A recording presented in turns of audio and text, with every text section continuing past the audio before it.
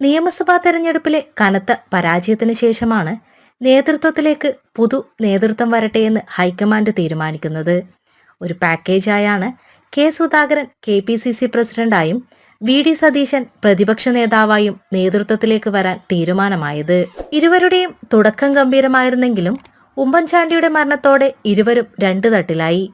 പുതുപ്പള്ളി ഉപതെരഞ്ഞെടുപ്പ് വിജയത്തിന് ശേഷം നടന്ന പത്രസമ്മേളനം ലോകം മുഴുവൻ വീക്ഷിച്ചതാണ് സുധാകരന്റെയും സതീശന്റെയും പ്രകടനം.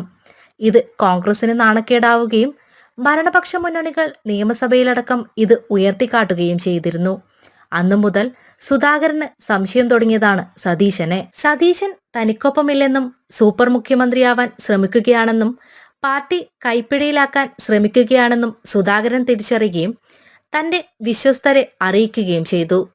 തുടർന്നിങ്ങോട്ട് രണ്ട് ചേരിയിലാണ് സുധാകരന്റെയും സതീശന്റെയും പ്രവർത്തനം.